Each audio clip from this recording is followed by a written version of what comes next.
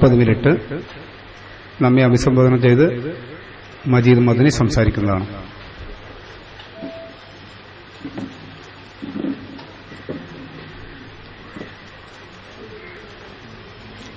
അസ്സലാമു അലൈക്കും വറഹ്മത്തുള്ളാഹി വബറകാതുഹു. അൽഹംദുലില്ലാഹി റബ്ബിൽ ആലമീൻ. അസ്സലാത്തു വസ്സലാമു അലാ റസൂലിൽ അമീൻ വഅലാ ആലിഹി വസ്ഹബി അജ്മഈൻ വബഅദ്. ഫൈസൽ മുസ്ലിയാർ അവസാനിച്ചിടത്തുനിന്ന് തുടങ്ങാം. ഈ ഒരുമിച്ച് കൂടലും ഈ ചർച്ചയും ഈ പഠനവും നമുക്ക് നല്ലത് മനസ്സിലാവാൻ, ഹക്ക് മനസ്സിലാക്കാൻ അല്ലാഹു ഒരു മാർഗമാക്കി തരട്ടെ. അതിനുള്ള തൗഫീഖ് നമുക്ക് റബ്ബ് നൽകട്ടെ എന്ന പ്രാർത്ഥനയോടുകൂടി നമുക്ക് തുടങ്ങാം. ബിസ്മില്ലാഹിർ റഹ്മാനിർ റഹീം.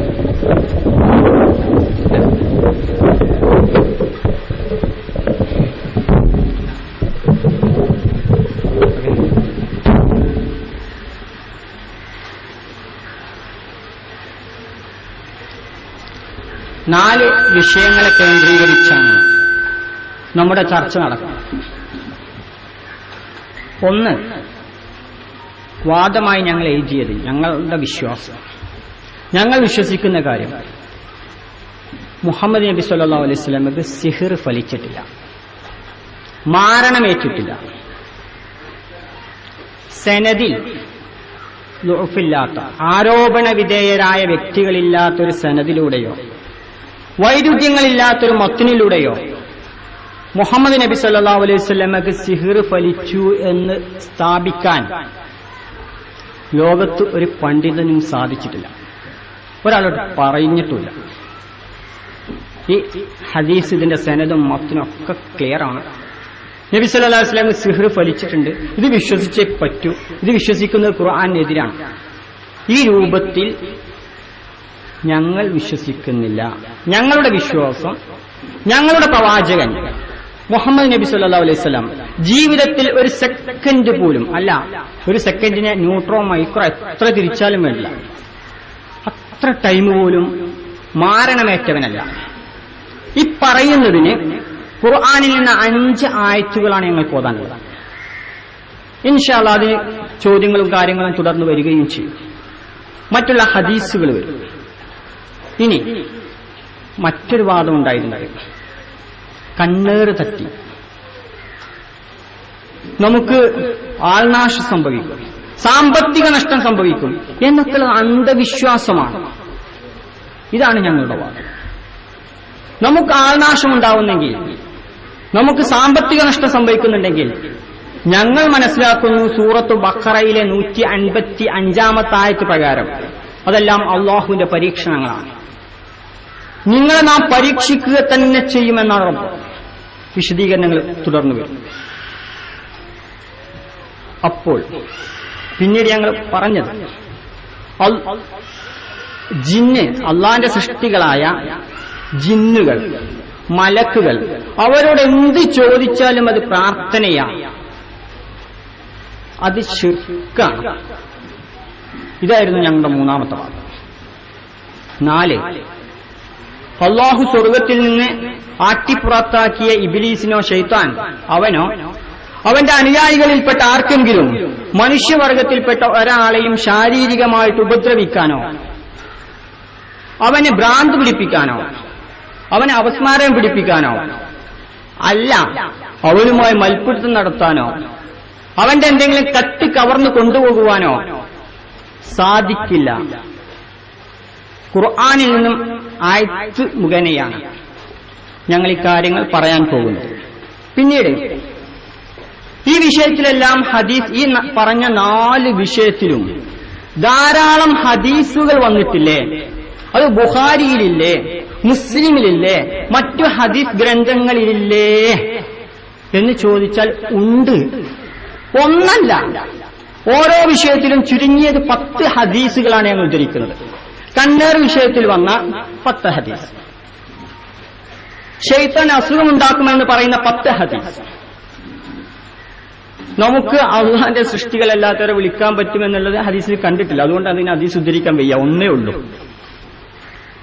പിന്നെ കണ്ണേറ് തട്ടുന്നില്ലതിനും അതിന്റെ ചികിത്സകളുള്ള ഹദീസുകളെല്ലാം ഈ ഹദീസ് അള്ളാന്റെ തൗഫീഖ് കൊണ്ട് ഇതിലൊന്നിനെയും നിഷേധിക്കാൻ, ഇത് അള്ളാന്റെ റസൂലിന്റെ വാക്കാണെങ്കിൽ, ഖുർആൻ വിശദീകരിച്ച് മനുഷ്യരെ പഠിപ്പിക്കാൻ വേണ്ടി വന്ന പ്രവാചകന്റെ മുത്തു റസൂലിന്റെ വാക്കുകളാണെങ്കിൽ അതിൽ ഒന്നിനെപ്പോലും, അതായത് ഹറഫിനെപ്പോലും നിഷേധിക്കുന്നവരല്ല ഞങ്ങൾ. അത് പ്രമാണമാണെന്ന് അംഗീകരിക്കുന്നവരാണ്. പിന്നെ ഈ 10 ഹദീസുകളിൽ ചിലത് തള്ളുകയും ചിലത് കൊള്ളുകയും ചെയ്യുന്ന ആളുകളോട് ചോദിക്കുകയാണ്.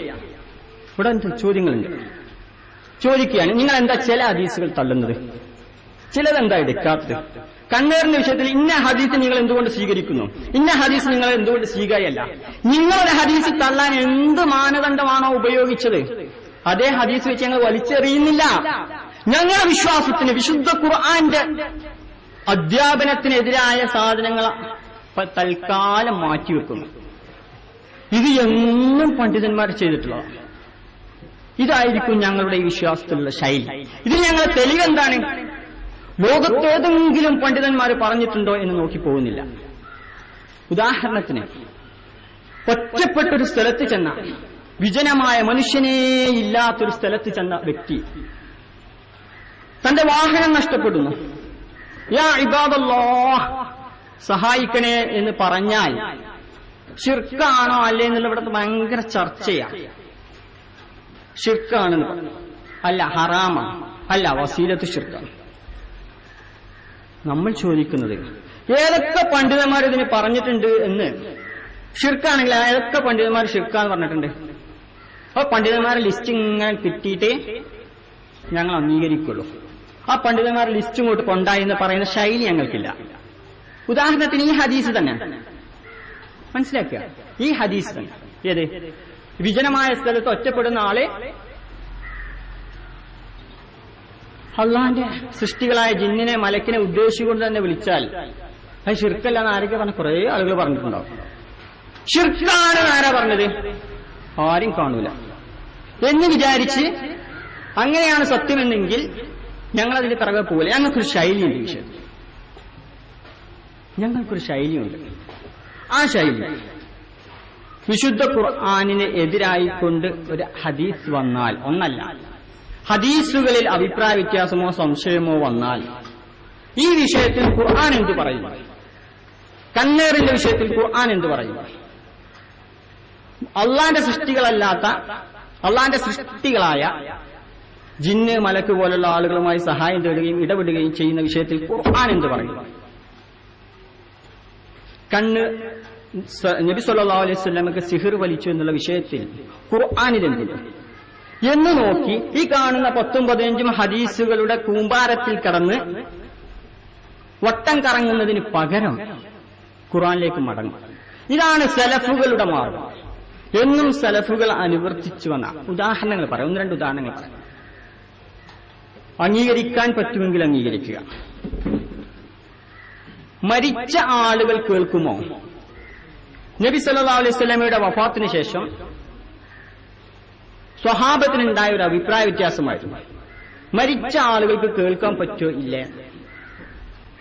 അങ്ങനെ സംശയം ഉണ്ടാവാനുള്ള കാരണം, ബദറിൽ നിന്ന് മരിച്ച ആളുകളെ, ഷഹീദായ സ്വഹാബത്ത് കൊന്നൊടുക്കിയ ശത്രുപക്ഷത്തുണ്ടായിരുന്ന ആളുകളെ കൊണ്ടുപോയിട്ട കിണർ ഖലീബ്, നബി സല്ലല്ലാഹു അലൈഹി വസല്ലം അതിന്റെ അടുത്ത് ചെന്നു എന്നും അവരോട് സംസാരിച്ചു എന്നും, നിങ്ങൾക്ക് ഇപ്പോൾ ബോധ്യപ്പെട്ടില്ലേ ഞാൻ അള്ളാന്റെ റസൂലാണെന്നും ബോധ്യപ്പെട്ടില്ലേ എന്ന് ചോദിച്ചു എന്നും ഹദീസ്. സംശയമായി സ്വഹാബത്തിനടുത്ത്. സ്വഹാബിമാരുടെ ഇടയിൽ സംശയം വന്നു, റസൂൽ അങ്ങനെ പറഞ്ഞോ ഇല്ലേ? പറഞ്ഞെങ്കിൽ എന്താണ് ഉദ്ദേശിച്ചത്? അവര് പോയി ആയിഷ ബീവിന്റെ അടുത്ത് പോയി, അള്ളാന്റെ റസൂൽ അങ്ങനെ പറഞ്ഞിട്ടുണ്ടോ എന്നാ ചോദ്യം. അള്ളാന്റെ റസൂൽ ആയിഷ ബീവി അവർക്ക് തിരിച്ചു കൊടുത്തു, അള്ളാന്റെ റസൂൽ അങ്ങനെ പറഞ്ഞിട്ടില്ല. അള്ളാന്റെ റസൂൽ പറഞ്ഞത് എന്താണ്? അവർക്ക് ഇപ്പോൾ ബോധ്യപ്പെട്ടിരിക്കും. കാരണം അവർ മരിച്ചല്ലോ, മരിച്ച ബർസഖിലെ ലോകത്താണ്. അവർക്കിപ്പോൾ ബോധ്യപ്പെട്ടിരിക്കും ഞാൻ അള്ളാന്റെ റസൂലാണെന്ന്. മാത്രമല്ല ആയിഷ ബീവിയോട് പറഞ്ഞു, ഹസ്ബുക്കും അൽ ഖുർആൻ. ഹദീസുകളുടെ കാര്യത്തിൽ പ്രവാചകന്റെ വഫാത്തിന് ശേഷം സംശയം വന്ന സ്വഹാബിമാർ സ്വീകരിച്ച സലഫുകൾ സ്വീകരിച്ച മാർഗം അതാ. ഏതെങ്കിലും പണ്ഡിതൻ പറഞ്ഞിട്ട് ആരൊക്കെ പറഞ്ഞു, എന്നിട്ട് നമുക്ക് പറ്റുന്ന പണ്ഡിതന്മാർ പറഞ്ഞ വാക്കുകൾ അടർത്തിയെടുത്ത് അതിങ്ങനെ വെക്കുക, മറ്റുള്ള ഭാഗം കണ്ണടക്കുക. അപ്പൊ പണ്ഡിതന്മാരുടെ ഉദ്ധരണികളും കിതാബുകളും പരതി തനിക്ക് പറ്റുന്ന ഭാഗങ്ങൾ എടുത്ത് പറയുന്ന ശൈലിയല്ല, പകരം ആ വിഷയത്തിൽ ഖുർആൻ എന്തു പറയുന്നു. അവസാനിച്ചിട്ടില്ല. ഒരാൾ മരിച്ചു, ആ മരണ വീട്ടിൽ നോക്ക്, നമുക്കൊന്ന് പോയി നോക്കാം, നമുക്കൊന്ന് ശ്രദ്ധ കേന്ദ്രീകരിക്കാം. ഇതാ ഒരു സ്വഹാബിയുടെ മകൾ മരിച്ചു കിടക്കുക. സ്വഹാബത്തോടെ കൂടിയിട്ടുണ്ട്. ഇബ്നു അബ്ബാസ് ഉണ്ട്, ഇബ്നു ഉമർ ഉണ്ട്, അംറുബിയ ഉസ്മാനുണ്ട്. അകത്തു നിന്ന് സ്ത്രീകൾ പൊട്ടിക്കരയുന്നു. ഇവിടെ ഒരാൾ ചോദിച്ചാൽ പെണ്ണുങ്ങൾ ഇങ്ങനെ കരയുന്നുണ്ടല്ലോ, ആ കരച്ചിൽ കാരണം ഈ കിടക്കുന്ന മയ്യത്തിനല്ല ഇതിന്റെ ബുദ്ധിമുട്ട്, അതുകൊണ്ട് അവരെ നിയന്ത്രിക്കണ്ടേ എന്ന് ചോദിച്ചു. അവർക്കിടയിൽ സംശയം വന്നു, പ്രശ്നം വന്നു, സംസാരം വന്നു. ഒരാൾ മരിച്ചിട്ട് മറ്റുള്ള ആളുകൾ കരഞ്ഞ ഈ മയ്യത്തിന് എന്തിനാണ് അദാബിലാക്കുന്നത്, അള്ളാന്റെ ശിക്ഷ എന്തിനാണ്? അപ്പോൾ പറഞ്ഞു അങ്ങനെ പറഞ്ഞിട്ടുണ്ട്, റസൂൽ അങ്ങനെ പറഞ്ഞിട്ടുണ്ട്. പിന്നെയും സംശയമായി. ഇബ്നു ഉമർ പറഞ്ഞു ഞാൻ കേട്ടിട്ടുണ്ട്, എന്റെ ഉപ്പ പറയുന്നതും കേട്ടിട്ടുണ്ട്. ഉമർ റളിയല്ലാഹുവിനെ കുത്തേറ്റ് കിടക്കുക. ആ സമയത്ത് സുഹൈബ് എന്ന് പറയുന്ന സഹാബി ഓടി വന്നു. വാ അഹാ വാ സ്വാഹിബ, എന്റെ കൂട്ടുകാരാ, എന്റെ സുഹൃത്തെ എന്നൊക്കെ വിളിച്ച് കരഞ്ഞുകൊണ്ടുവന്നു. ഉമർ റളിയല്ലാഹു ചോദിച്ചു, എന്റെ വിഷയത്തിലാണ് കരയുന്നത്, ഇന്നെ അദാബിലാക്കാനാണോ സുഹൈലെ കരയുന്നത് എന്ന് ചോദിച്ചു. അപ്പോൾ ഉമർ റളിയല്ലാഹു അത് വിശ്വസിച്ചിരുന്നു. അങ്ങനെയാണ് അദ്ദേഹം ഷഹീദായത്. പ്രശ്നമായി. അവർ ആയിഷ ബീവിയുടെ അടുത്ത് പോയി, ഇങ്ങനൊരു സംശയം ഉണ്ടല്ലോ, നബി അങ്ങനെ പറഞ്ഞിട്ടുണ്ടോ? പറഞ്ഞിട്ടുണ്ടെങ്കിൽ അതിന്റെ സന്ദർഭം എന്താണ്? അതാണ് ഞങ്ങൾ നോക്കാറ്. റസൂല് ശരീരത്തിൽ കൂടി കയറി ശൈത്താനാണ്ട് ഓടുന്നതാണ് അതിന്റെ സന്ദർഭം എന്താ, ആരോടാ പറഞ്ഞത്? അതങ്ങനെ കട്ട് ചെയ്തിട്ട് അവനാൻ ഇഷ്ടമുള്ള ഭാഗം എടുത്തിട്ട് ഉദ്ധരിക്കും. 10 മലയാളത്തിലുള്ള 10 പുസ്തകങ്ങൾ കേരളത്തിൽ ഇറങ്ങിയിട്ടുണ്ടെങ്കിൽ ഈ ഹദീസ് ഉദ്ധരിച്ച ഒരു ഭാഗത്തും അതിന്റെ ഭാഗം ആരോട് പറഞ്ഞു, എപ്പ പറഞ്ഞു, എന്തിന് പറഞ്ഞു എന്ന് പറയില്ല. സലാം സുലമി അതും കൂടെ പറയും. അതാണ് സലാം സുലമിക്കുള്ളത്. അപ്പോൾ നമ്മൾ വിഷയത്തിലേക്ക് വരുന്നു. ഈ മരിച്ചു കിടക്കുന്ന വ്യക്തിക്ക് അദാബ് ഉണ്ടാവോ, ശിക്ഷ ഉണ്ടാവോ, പണിഷ്മെന്റ് ഉണ്ടാവോ എന്ന ചോദ്യത്തിന് ആയിഷ ബീവി പറഞ്ഞു, ഇല്ല, റസൂൽ അങ്ങനെ പറഞ്ഞിട്ടില്ല. എങ്ങനെ? വല്ലാഹി. ആർക്കാണ് അഭിപ്രായ വ്യത്യാസമുള്ളത്? സ്വഹാബത്തിന്, നബിന്റെ കൂടെ ജീവിച്ച സ്വഹാബത്തിനാ. എന്നിട്ട് പറയാൻ റസൂല് വല്ലാഹി അങ്ങനെ പറഞ്ഞിട്ടില്ല. പറഞ്ഞതെന്താണ്? ഒരു യഹൂദി പെണ്ണ് മരിച്ചു കിടക്കുന്നു, അവരെ ഖബറാണ്, മരിച്ചു കിടക്കല ഖബറാ, അതിനടുത്തുകൂടെ അങ്ങനെ സഞ്ചരിക്കുക റസൂല്. ആ സമയത്ത് കുറെ ആളുകൾ അവരുടെ കൂട്ടക്കാരും കുടുംബക്കാരും നിന്ന് കരയുന്നത് കണ്ടു. അവിടെ വെച്ചാണ് അള്ളാന്റെ റസൂല് പറഞ്ഞത്, അവള് ഖബറിലെ അദാബില, ഇവരിവിടെ നിന്ന് കരയും ചെയ്യുന്നു. ഇവരിവിടെ കരഞ്ഞതുകൊണ്ടാണ് അദാബെന്നോ ആ നിലയിൽ പറഞ്ഞിട്ടില്ല. മാത്രമല്ല, ഈ അഭിപ്രായ വ്യത്യാസമായി ഇഖ്തിലാഫുമായി വന്ന ആളുകളോട് ആയിഷ ബീവി ചോദിച്ചു, നിങ്ങൾക്ക് ഖുർആൻ പോരെ മക്കളെ, ഈ വക വിഷയങ്ങൾ ഇഖ്തിലാഫിലായി നടക്കണോ? ഈ വക വിഷയങ്ങളിൽ അഭിപ്രായ വ്യത്യാസം സംശയം ചോദിച്ച് നടക്കണം. ഹസ്ബുകുമൽ ഖുർആനിൽ കരീം. ആയിഷ ബീവി പറഞ്ഞു, അവർ വിശ്വസിച്ചു, അവർ പോയി. അപ്പൊ ഇതാണ് ഞങ്ങളുടെ മാർഗം. 10 ഹദീസുകൾ കാണുന്നു. കണ്ണേറിന്റെ വിഷയത്തിലേക്ക് അങ്ങോട്ട് കിടക്കുക. ഒരു 8-10 ഹദീസുകൾ. ആർക്കൊക്കെ സിഹിർ വലിച്ചേ? അള്ളാന്റെ മുത്തു റസൂലിന് സിഹിർ വലിക്കുന്നു. ആരാണ് റുഖ്യ നടത്തേണ്ടത്? അള്ളാന്റെ മുത്തു റസൂലിന് കണ്ണേറ് തട്ടുകയാണ്. ആരാ ചികിത്സ നടത്തേണ്ടത്? അള്ളാന്റെ മുത്തു റസൂലിന് കണ്ണേറ് തട്ടിയപ്പോ അതാ ജിബിരിയിൽ വന്നു. സിഹിർ തട്ടിയപ്പോഴും വന്നു. കണ്ണേറ് തട്ടിയിട്ട് രാവിലെ മുതൽ വൈകുന്നേരം വരെ അസഹ്യമായ തലവേദനയുമായി ആര് കഴിച്ചുകൂട്ടി? അള്ളാന്റെ റസൂല് കഴിച്ചുകൂട്ടി. കണ്ണേറും തട്ടി സിഹിറും തട്ടിയതാണ്. രണ്ടുണ്ട്, വേറെ വേറെ വിശദീകരണങ്ങൾ വരും. ഇനി കണ്ണേറ് തട്ടിയിട്ട് ഒരു സ്വഹാബി എന്ത് ചെയ്യാണ്? 2 ആൾ കുളിക്കാൻ പോയത്, 2 പേര് യാത്രയിലാണ്, വെള്ളം കണ്ട് കുളിക്കുന്നു. ഒരാളെ കണ്ണേറ് തട്ടിയിട്ട് മറ്റേ ആളങ്ങോട്ട് വീഴണം.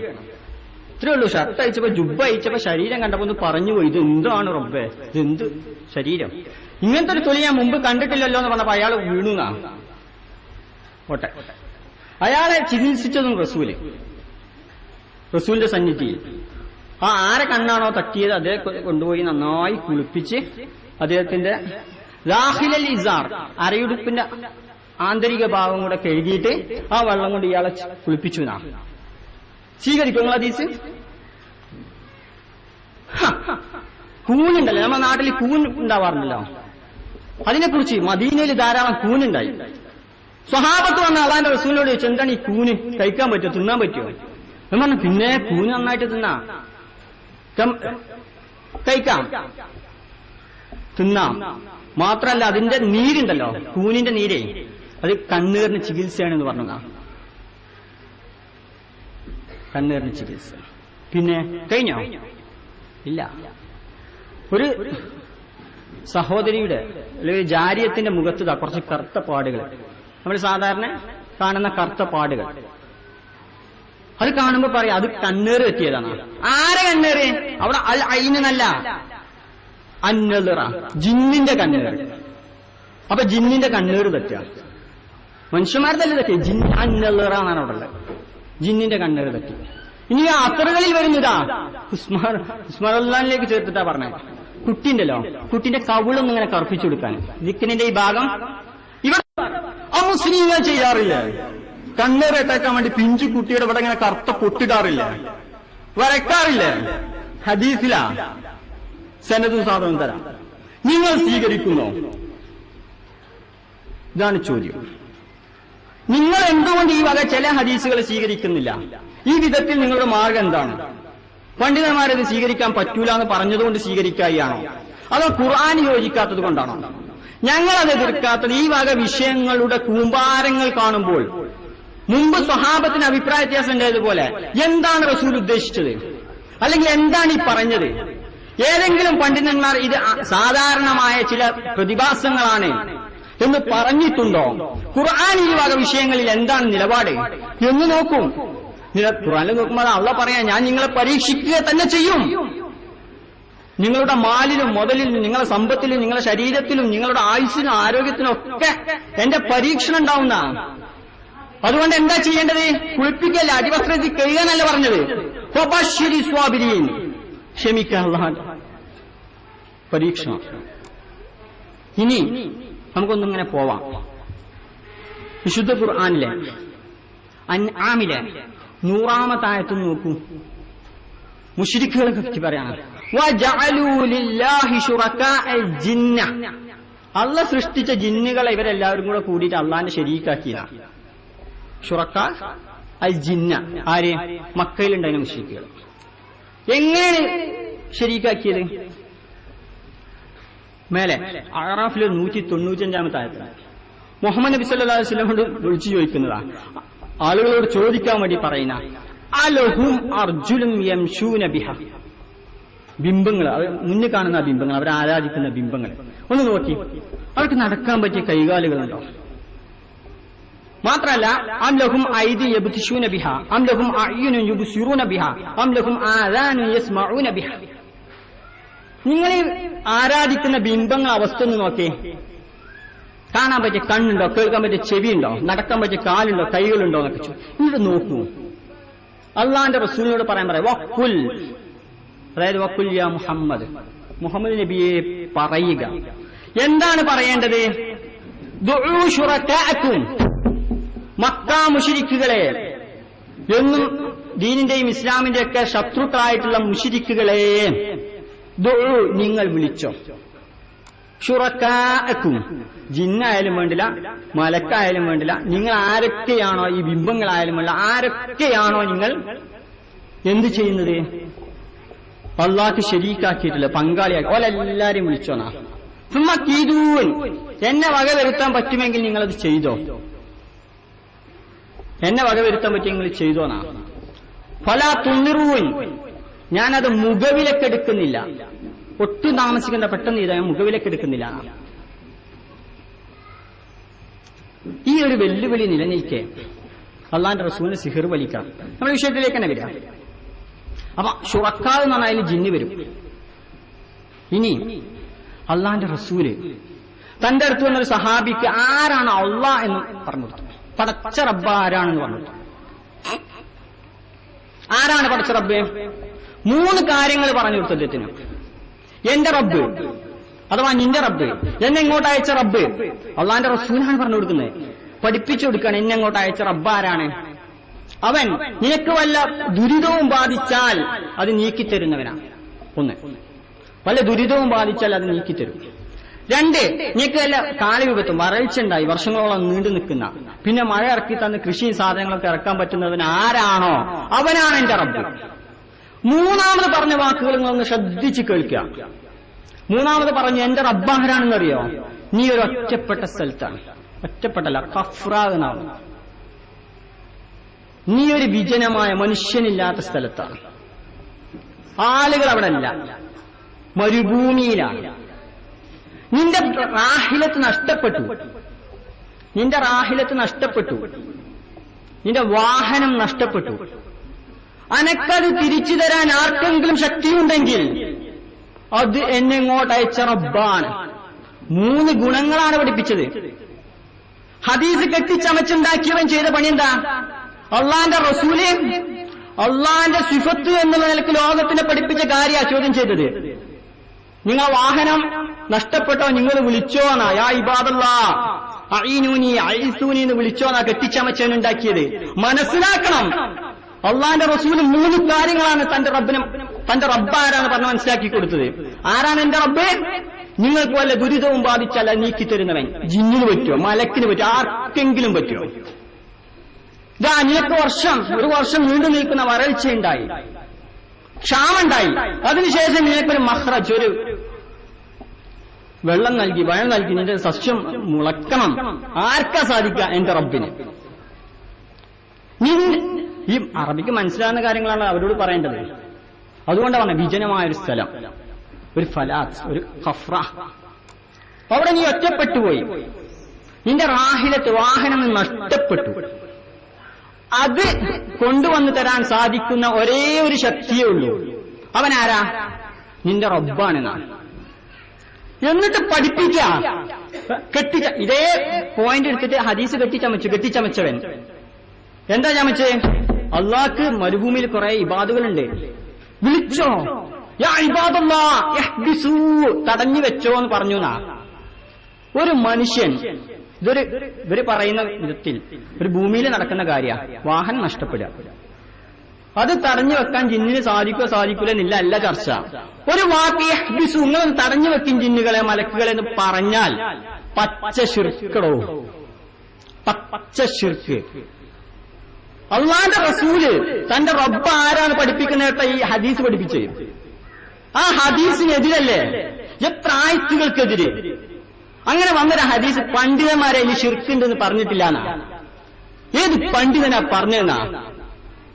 ആ ഹദീസ് കേരളക്കരയിൽ കേട്ടപ്പോ, കേരളക്കരയിലെ ചില പണ്ഡിതന്മാരുടെ തലച്ചോറുന്ന കേട്ടപ്പോ നമ്മൾ ആദ്യമായിട്ട് അതിനെ ഈ വിധത്തിൽ വ്യാഖ്യാനിച്ചത്, ഇത് ഇന്ന ഹദീസിനെതിരാണെന്ന് വ്യാഖ്യാനിച്ചതും പറയുന്നതും കിതാബുകളിൽ കാണുന്നു. അപ്പൊ ആ പണ്ഡിതന്മാരുടെ പേരൊന്നും ഇവർ കണ്ടിട്ടില്ല. ഇനി അള്ളാന്റെ റസൂലിന് സിഹിർ വലിച്ചു. നമുക്കൊന്ന് പോവാം, ചോദ്യങ്ങളിലൂടെ കാര്യങ്ങൾ വ്യക്തമാവും. അള്ളാന്റെ റസൂലിന് സിഹിർ ഫലിച്ചു ഇവന്മാര് പറയാ. ബുഖാരിയിലും മുസ്ലിമിലും ഹദീസുണ്ട് ഉണ്ട്. അള്ളാന്റെ റസൂലിന് ഫലിച്ച സിഹിർ, ഈ ലബീദ് യഹൂദൻ ചെയ്ത സിഹിർ അതികഠിനമായിരുന്നു. ബുഖാരിയിലെ റിപ്പോർട്ടാണ്. നിങ്ങൾ സ്വീകരിക്കോ? ചെയ്തതല്ല. അള്ളാന്റെ റസൂല് പറയാ, ഇങ്ങനെ പലതും തോന്നുന്നു, ചെയ്യാത്ത ചെയ്തു തോന്നുന്നു, വിളിയോട് വിളി. ഈ വിഷയം ഇങ്ങനെ പറഞ്ഞപ്പോ സനദിൽ തന്നെ വരുന്ന സുഫിയാൻ പറയാ, എന്താ പറയുന്ന അറിയോ? പടച്ച റബ്ബേ, ഇത് അതികഠിനമായ സിഹിറാണല്ലോ. ഏത് നബിയുടെ ഏറ്റുകാണ് എനിക്കുള്ള അനുഭവങ്ങളും കാര്യങ്ങളും ഇങ്ങനെ പറഞ്ഞപ്പോഴാണ് പറഞ്ഞത്. അതിനെ ഞാൻ ദുർവ്യാഖ്യാനിച്ചുകൊണ്ട് അത് അവർ ചെയ്തത് അതികഠിനമായിരുന്നു പറയണ്ട. ഹദീസിൽ വിശ്വസിക്കുമോ? ആ ഭാഗം നിങ്ങൾക്ക് തള്ളാമെങ്കിൽ ഹദീസിനെ ഞങ്ങൾ തൽക്കാലം അവിടെ വെക്കുകയാണ്. നിങ്ങൾ തള്ളുകയാണ്. മനുഷ്യന്മാരോട് പറയുന്നോട്ട് പറയില്ല. സിഹിറിൽ തന്നെ നിങ്ങൾ 1000 ഹദീസ് കൊണ്ടുവന്നാൽ നിങ്ങൾ പച്ച മലയാളത്തിൽ എഴുതുന്ന പുസ്തകത്തിലെ ബുഖാരിയിലെ ഹദീസിലെ ഈ ഭാഗം എല്ലാം മാറ്റിവെക്കും. എന്തിന്? പച്ചയിൽ മനുഷ്യനോട്. സൂറത്ത് ഫലക്ക് നാസ് ഇത് മക്കായിൽ അവതരിച്ചതാ. അതിന്റെ അവതരണം അനുസരിച്ചാൽ 20-21 സൂറത്തുകളാണ്. അതിന്റെ തർത്തീബ് നുസൂൽ അനുസരിച്ച് 20-ാമത്തെയും 21-ാമത്തെയും സൂറത്തുകളാ. 5-ലധികം ഹദീസുകൾ, സ്വഹീഹായ ഹദീസുകൾ ഇത് മക്കയിൽ അവതരിച്ചാന്നുള്ളതിനുണ്ട്. 5 സ്വഹീഹായി. പണ്ഡിതന്മാര് നല്ലോണം ഒരു വിഭാഗം ആളുകള്, പണ്ഡിതന്മാരുടെ പേര് പറയാൻ പോകുന്നില്ല, ആവശ്യമാണെങ്കിൽ ചോദിക്കും പറയാം, നല്ലോണം ഒരു കൂട്ടം പണ്ഡിതന്മാർ ഇത് മക്കിയാണെന്ന് പറഞ്ഞിട്ടുണ്ട്. ബുഖാരിയിൽ ഇതാ കാണുന്നത്, നബി സല്ലല്ലാഹു അലൈഹി വസല്ലം സിഹർ വലിച്ച് കിടന്നപ്പോ ആ റസൂലിന്റെ അടുത്ത് 2 മലക്കുകൾ വന്നുനാ. മറ്റൊരു ഹദീസിലുള്ള 2 മനുഷ്യന്മാർ വന്നുനാ. അപ്പൊ നമുക്ക് അതിനെ വ്യാഖ്യാനിക്കാം, 2 മലക്കുകൾ 2 മനുഷ്യരൂപത്തിൽ വന്നതായിരിക്കും, ആവാലോ. അല്ല, 3ാമത്തെ ഹദീസിൽ ജിബ്രീൽ മാത്രം വന്നുനാ. ആരെ വന്നത് ഇപ്പൊ നമുക്കറിയില്ല. ഇവരുദ്ധരിക്കുമ്പോൾ അവർക്ക് ആവശ്യമുള്ള ഒന്നെടുക്കും, ബാക്കിയൊക്കെ അവിടെ വെക്കും. ജിബ്രീൽ വന്ന് ഈ സൂറത്ത് അവർക്ക് പഠിപ്പിച്ചു കൊടുത്തുനാ. പച്ച മലയാളത്തിൽ പറയാം, പഠിക്കാനും മനസ്സിലാക്കാനും വേണ്ടി ഇരിക്കുന്ന നിങ്ങളോട് ആ ഖുർആൻ ഒന്ന് എടുക്കുക. ഖുർആൻ എടുത്തിട്ട് അതിനെ ഹർക്കത്തിട്ട് അതിന്റെ പേരും കാര്യങ്ങളൊക്കെ എഴുതി വെക്കുന്ന കാലഘട്ടത്തിൽ തന്നെ സൂറത്ത് ഫലക്ക് മക്കിയത്തുൻ, മക്കയിൽ ഇറങ്ങിയതാണ്. സൂറത്ത് നാസ് മക്കിയ, മക്കയിൽ ഇറങ്ങിയതാണ്. എന്നിട്ട് നബി സല്ലല്ലാഹു അലൈഹി വസല്ലം മദീനയിൽ വന്ന 6 വർഷം കഴിഞ്ഞിട്ട് ഹുദൈബിയ സന്ധിക്ക് ശേഷം ഒരാൾ സിഹ്ർ ചെയ്തെന്നും അത് ഫലിച്ചെന്നും അതിന് ചികിത്സയാക്കിയിട്ട് ഇറക്കിയതാണോ എന്നും ബുഖാരിയിലുണ്ട്. ഞങ്ങളത് വിശ്വസിക്കണല്ലേ? ആ ഹദീസ് ഏത് പണ്ഡിതനാ തള്ളിയതെന്ന് ഞങ്ങൾ പറഞ്ഞു തരണല്ലേ? പണ്ഡിതന്മാരെ ലിസ്റ്റ് കിട്ടിയാലേ മനസ്സിലാവുള്ളൂ അല്ലേ? അല്ലെങ്കിൽ അത് ആദ്യമായി പറഞ്ഞ, അല്ലെങ്കിൽ അത് വിളിച്ചു പറയുന്ന മലയാളികൾക്ക് മനസ്സിലാകുന്ന ഭാഷയിൽ, പ്രത്യേകിച്ച് എന്റെയൊക്കെ നാട്ടില് പച്ച മലയാളം പറയുന്ന നാട്ടില് അത് പച്ചയിൽ പറഞ്ഞ ഏതെങ്കിലും പണ്ഡിതന്മാരുണ്ടെങ്കിൽ അവിടെ കടിച്ച് കീറണല്ലേ? അത് കരൾ കുറച്ച് പുറത്ത് കീറണല്ലേ? പറയാം. 5 or 6 ഹദീസുകൾക്കെതിരാണിത്. മക്കയിലിറങ്ങിയെന്നുള്ളതിന് നിങ്ങളെ കയ്യിലെ വീട്ടിൽ പോയിട്ട് ഖുർആൻ എടുത്തിട്ട് നോക്ക്, സൂറത്ത് മക്കയിലിറങ്ങിയത് ആ ഹദീസ് തന്നെയാണല്ലോ. ബുഖാരിയിലെ ഹദീസിലാണല്ലേ നബി സല്ലല്ലാഹു അലൈഹി വസല്ലമക്ക് ഏറ്റ സിഹ്ർ അതികഠിനമെന്ന് പറ. അതികഠിനമായിരുന്നു. ധൈര്യം ഉണ്ടെങ്കിൽ നാവുകൊണ്ട് പറ. ചോദിക്കട്ടെ, നബി സല്ലല്ലാഹു അലൈഹി വസല്ലമക്ക് സിഹ്ർ ചെയ്ത ലബീദിന് നബി എന്താ ചെയ്തത്? അറിയില്ല നമുക്ക് സംഭവം. നബി സല്ലല്ലാഹു അലൈഹി വസല്ലം 2 സഹാബത്തിനും വിഷം കൊടുത്ത യഹൂദി പെണ്ണിനെ കുറിച്ച് നമ്മൾ കേട്ടിട്ടില്ല? 2 സഹാബിമാർ മരിച്ചുപോയി, ഷഹീദായി പോയി. അവരെന്താ അള്ളാന്റെ റസൂൽ ചെയ്തത്? കൊന്നു. ഈ ലബീദിന് എന്ത് ചെയ്തു? പറ. ഹദീസ് എടുത്തു നോക്ക്, ഫത്വൽ ബാരിയിൽ പറയുന്നുണ്ട്. എന്താ പറയുന്നേ? കൊന്നു ലബീദിനെ. മറ്റൊരു ഹദീസ് കൊന്നിട്ടില്ല. മറ്റൊരു ഹദീസ് അദ്ദേഹം പിന്നീട് ഇസ്ലാം സ്വീകരിച്ചു. മറ്റൊരു ഹദീസ് ഫത്വൽ ബാരിയിൽ ഇങ്ങനെ എടുത്തു കൊടുക്കുക ഇബ്നു ഹജർ അൽ അസ്കലാനി. മറ്റൊരു ഹദീസിലുള്ളത് ഇസ്ലാമൊക്കെ സ്വീകരിച്ചു, പക്ഷേ റസൂൽ സല്ലല്ലാഹു അലൈഹി വസല്ലം പറഞ്ഞു എന്റെ മുഖത്ത് നോക്കരുതിട്ടോന്നാ. അങ്ങനെ റസൂൽ വേറെ ആളുകളോടൊക്കെ അങ്ങനെ പറഞ്ഞിട്ടുണ്ട്. തന്റെ ഹംസ റളിയല്ലാഹു അൻഹുവിനെ കൊന്ന വഹ്ഷിയോട് നബി സല്ലല്ലാഹു അലൈഹി വസല്ലം അങ്ങനെ പറഞ്ഞിട്ടുണ്ട്. ക്ലാസ് എടുക്കുമ്പോൾ കാണാൻ വയ്യ, അതുകൊണ്ടാണ് ഇസ്ലാം. പിന്നീട് അത് ഇസ്ലാം സ്വീകരിച്ചു വന്നപ്പോൾ പറഞ്ഞു എനിക്ക് മുഖത്ത് നോക്കാൻ വയ്യ, കാണാൻ വയ്യ, ക്ലാസ് എടുക്കുമ്പോൾ പുറത്തിരിക്കെ ഈ വജഹക്കന്നി എന്ന് റസൂൽ പറഞ്ഞിട്ടുണ്ട്. അതേപോലെ പറഞ്ഞു ഇതിലേതാ നിങ്ങൾ സ്വീകരിക്കുക? ഇത് നിങ്ങൾക്കൊന്ന് തള്ളാമെങ്കിൽ, ഒന്ന് നിങ്ങൾക്ക് മാറ്റിവെക്കാമെങ്കിൽ, അത് കഠിനമായ സീറാണ് പലിച്ചത് നിങ്ങൾക്ക് മാറ്റിവെക്കാമെങ്കിൽ, ലബീദിനെ കൊന്നു നിങ്ങൾ വിശ്വസിക്കുന്നില്ലെങ്കിൽ, അല്ല ലബീദ് ഇസ്ലാം സ്വീകരിച്ചു നിങ്ങൾ വിശ്വസിക്കുന്നില്ലെങ്കിൽ, ഈ പറഞ്ഞ കൂട്ടത്തിൽ ഒന്ന് നിങ്ങൾക്ക് തള്ളാമെങ്കിൽ തൽക്കാലം ഞങ്ങൾ ഖുർആനിലേക്ക് മടങ്ങാം. ഞങ്ങൾ മുത്തു റസൂൽ ആരാണ്? ഞങ്ങൾ വിശ്വസിക്കുന്നു ഞങ്ങൾ റസൂൽ വെല്ലുവിളിച്ചവനാ. നിങ്ങൾ വിളിച്ചു തേടുന്ന എല്ലാ ജിന്നിനെയും മലക്കിനെയും വിളിച്ചോ? അള്ളാന്റെ റസൂലാ പറഞ്ഞത്. എന്നിട്ടോ ഈ നിൽക്കുന്ന മുഹമ്മദിനെതിരെ നിങ്ങൾക്ക് എന്ത് ചെയ്യാൻ പറ്റും? ചെയ്തോ? എനിക്കതൊരു വിഷയമല്ല, ഞാൻ പുല്ലുവില കൽപ്പിക്കുന്നില്ല എന്നാ. എന്നിട്ട് പറയാ ലബീദ് വിളിച്ചു, പൂജ നടത്തി, ശൈത്താൻ വന്നു. ആ ശൈത്താൻ ഉപയോഗിച്ചുകൊണ്ട് മദീനയിലുണ്ടായിരുന്ന യഹൂദന്മാർ നബി സല്ലല്ലാഹു അലൈഹി വസല്ലമയെ വട്ടം കറക്കി.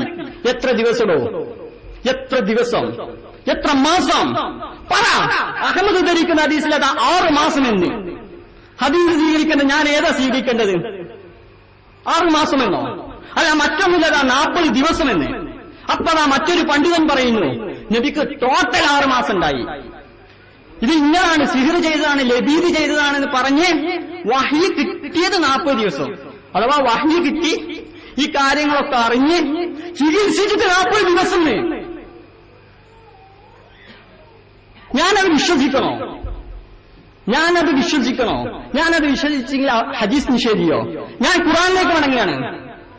ഖുർആനിലേക്ക് മടങ്ങുമ്പോൾ നിങ്ങൾ ആയത്തുകളുടെ കൊട്ട നിങ്ങൾക്ക് കാണാം.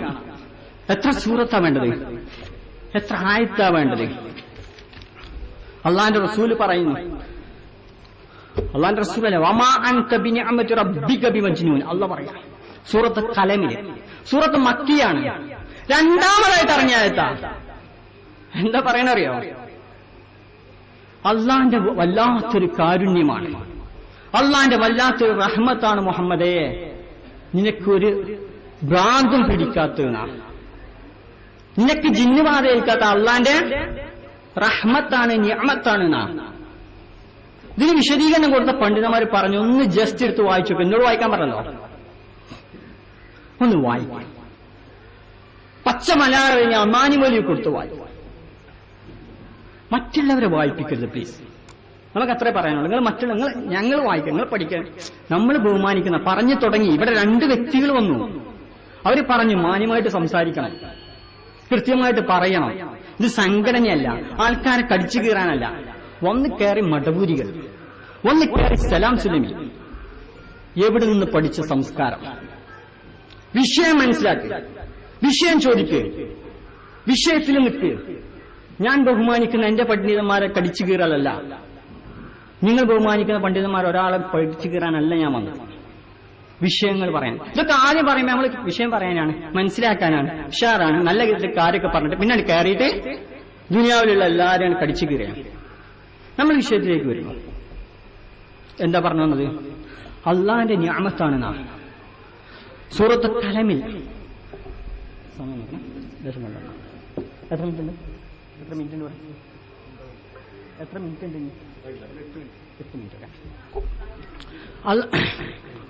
8 മിനിറ്റ് എന്ന് പറഞ്ഞു. അപ്പോൾ അള്ളാന്റെ റസൂലിന് അള്ള ചെയ്തു കൊടുത്ത ഏറ്റവും വലിയ നിയമത്താണ് താങ്കൾ ഭ്രാന്തനാവാതിരിക്കുക എന്നുള്ളതാണ്. അത് രണ്ടാമത് ഇറങ്ങിയ സൂറത്താണ്.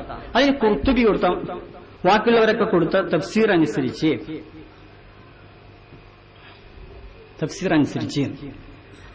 നബിക്കൊരിക്കലും സിഹർ വലിക്കാത്തത്, അഥവാ ജിന്ന് കൂടി ഭ്രാന്ത് ഉണ്ടാവാത്തത്, ജിന്ന് ബാധ ഏൽക്കാത്തത് അള്ളാന്റെ കാരുണ്യം കൊണ്ടാണെന്നാ.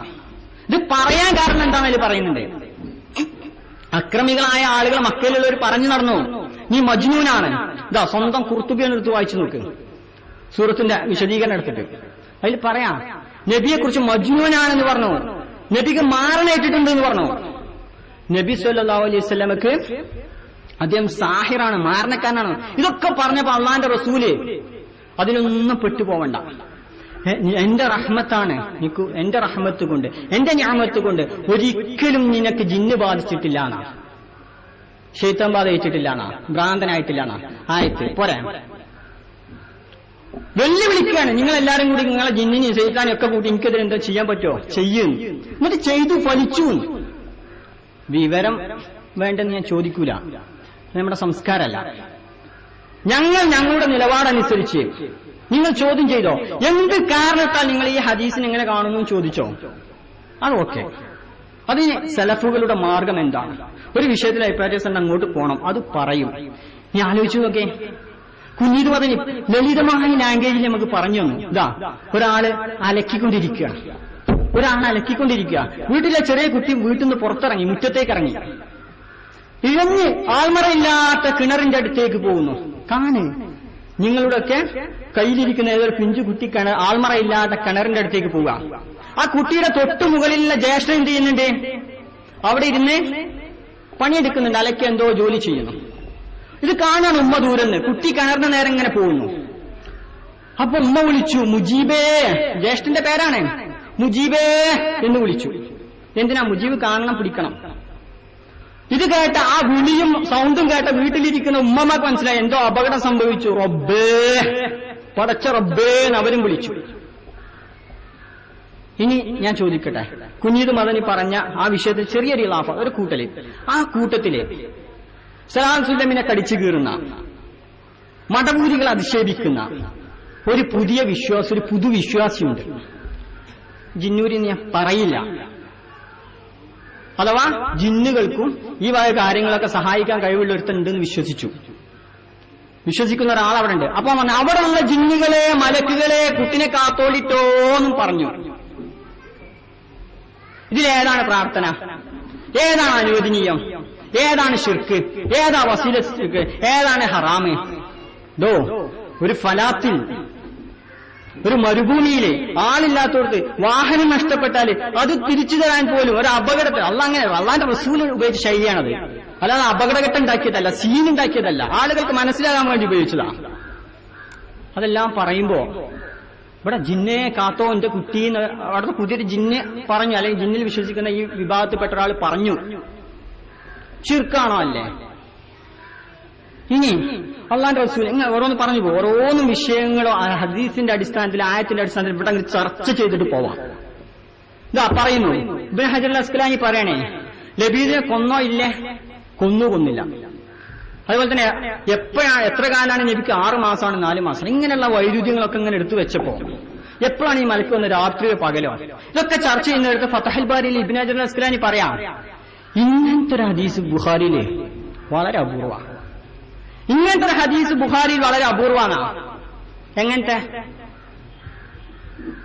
ലഫ്ളുകളൊക്കെ വൈരുദ്ധ്യം, സനദോ പറഞ്ഞ ആളെ നോക്കുമ്പോ ഒക്കെ ഓക്കെ. ആരാ പറഞ്ഞത്? ഹിഷാമാണ് പറഞ്ഞത്. വാപ്പ പറഞ്ഞു, ആയിഷ പറഞ്ഞു എന്ന് കേട്ടിട്ട് സനദോ ഓക്കെ. മത്തിൽ വരുമ്പോഴോ വൈരുദ്ധ്യങ്ങൾ. ഇങ്ങനത്തെ ഒരു ഹദീസ് വേറെ ഇല്ലാന്നാ. ഇനി ഈ ഹിഷാമിനെ കുറിച്ചോ ഫതുൽ ബാരി തന്നെ കൊടുത്തു. തദ്ലീസ്, വാപ്പ പറഞ്ഞ് കേട്ടു, കേട്ടാത്ത അങ്ങോട്ടും ഇങ്ങോട്ടൊക്കെ കൂട്ടിച്ചേർത്ത് പറയുന്ന ആളാണ്.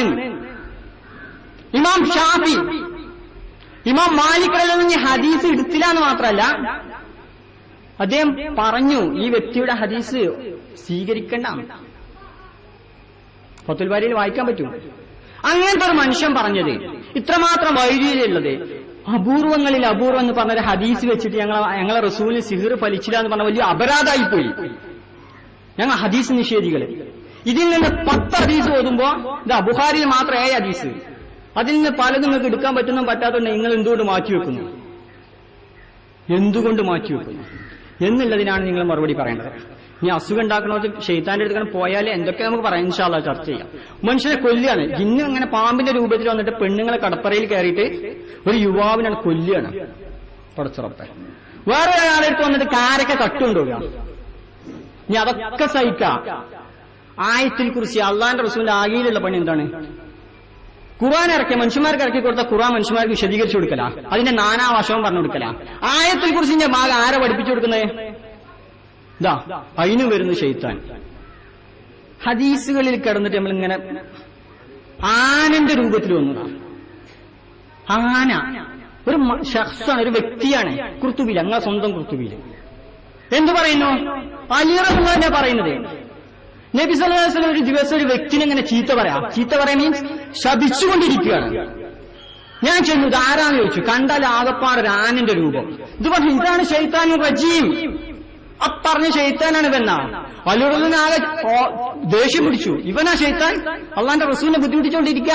എന്നാ ഈ സമൂഹത്തിനെ തന്നെ രക്ഷപ്പെടുത്താൻ എന്നെ കൊല്ലുന്ന ശൈത്താൻ പറഞ്ഞു, അലി നിന്റെ അടുത്ത് നീ അത് പ്രതീക്ഷിച്ചിട്ടില്ല, കുർത്തുബി കേട്ടോ. ഓക്കെ. അപ്പൊ അലി റളിയല്ലാഹു അൻഹു ചോദിച്ചു, പിന്നെ എന്താണ് നീ പ്രതീക്ഷിച്ചത്? എന്റെ അടുത്ത് പിന്നെ നീ എന്താ പ്രതീക്ഷിച്ചത്? അപ്പൊ പറയാം, ദുനിയാവിൽ ആരെങ്കിലും ചൂടാവുന്നുണ്ടെങ്കിൽ, ഞാൻ ഇപ്പൊ ഇവിടെ ദേഷ്യപ്പെട്ടു നിങ്ങൾക്ക് തോന്നിയോ? ഫൈസൽ മുസ്ലിം ദേഷ്യപ്പെട്ടു തോന്നിയോ? വികാരപ്രകടനം നടത്തിയോ? അറിയില്ല. ഏതായാലും ഒരാൾ ദേഷ്യപ്പെടുന്നുണ്ടെങ്കിൽ, ചൂടാകുന്നുണ്ടെങ്കിൽ ഒരു കാര്യം മനസ്സിലാക്കിക്കോ, അവന്റെ ഉപ്പയും ഉമ്മയും ഇവന്റെ ജനനത്തിന് കാരണമായ രൂപത്തിൽ സംഭോഗം നടക്കുന്ന സമയത്ത് അവിടെ ഞാൻ ഇടപെട്ടിട്ടുണ്ട്. വിശ്വസിക്കുവോ? ദുനിയാവിൽ ചൂടാകുന്ന ദേഷ്യപ്പെടുന്നവരെ കണ്ടാലേ അത് വഹാപ്പി ഇമ്മീ കടപ്പറയിൽ കിടന്നപ്പോ പിശാചയിൽ പങ്കാളിയായതാണ്, തള്ളുവോ? ഇതാ ഹദീസുകളെ കൊട്ടയാണ് വരുന്നത് ഈ വിഷയത്തിൽ. ഇതിലേത് തള്ളാം, ഏതെടുക്കാം? നിങ്ങൾ എടുക്കുന്നതിനൊന്നും എന്ത് ചെയ്യുന്നില്ല. നിങ്ങൾ എടുക്കുന്ന കാര്യങ്ങൾ നമ്മൾ ചോദ്യം സ്വീകരിച്ചോ? ഞങ്ങൾ സ്വീകരിക്കാത്തത് എന്തുകൊണ്ട് ഞങ്ങൾ പറയാം. ഞങ്ങൾ സ്വീകരിക്കാത്തത് ഒരു വിഷയത്തിൽ കുറേ കാണും. അതിലേത് സ്വീകരിക്കണ്ട എന്ന് അറിയാതെ ഞങ്ങൾ ബുദ്ധിമുട്ടാണ്. പ്ലീസ്, ഞങ്ങൾ ബുദ്ധിമുട്ടുന്നു. അപ്പൊ ഖുർആനിലേക്ക് മടങ്ങുന്നു, ആ ഖുർആന്റെ ആശയങ്ങൾ ഉൾക്കൊള്ളുന്നു. ഇതാണ് ഞങ്ങളുടെ ശൈലി. നിർത്തുന്നു. എന്തെങ്കിലും ബുദ്ധിമുട്ടിക്കുന്ന വാക്കുകളോ പ്രയോഗങ്ങളോ വന്നിട്ട് നിങ്ങൾ ക്ഷമിക്കണം. നിർത്തുന്നു. അസ്സലാമു അലൈക്കും.